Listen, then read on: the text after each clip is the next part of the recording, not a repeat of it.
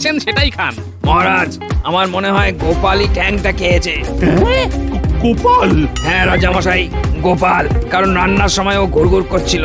মহারাজ, গোপাল কিন্তু মাংস আনা মাত্র ঠ্যাং ঠ্যাং করে ভীষণ ঠ্যাংলামি করছিল। গোপাল, আমার ভাগের ঠ্যাং আমাকে দিয়ে দাও বলছি। এখন কি করে দেব মহারাজ? ওটা তো আমি দান করে দিয়েছি। দান করে দিয়েছো মানে? কাকে দিয়েছো? একটা গরিব মানুষকে। বদমাইশ! আমার ঠ্যাং দান করে আবার মহান সাজা হয়েছে না? এই দেখো, আপনার ঠ্যাং তো আপনার ঠ্যাঙে লেগেই আছে। দিয়েছি তো মুরগির ঠ্যাং। মস্করা, মস্করা, আবার মস্করা করা হচ্ছে। দাঁড়াও দাঁড়াও, দেখাচ্ছি মজা।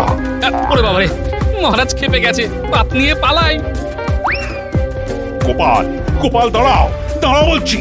ঠাকুর, ঠাকুর, আজকে রাতে শুধু নিরামিষ হবে, শুধুই নিরামিষ। হ্যাঁ, হ্যাঁ নয়, হ্যাঁ, আমার ভাগের খাবার দিয়ে পরোপকার করা হচ্ছে।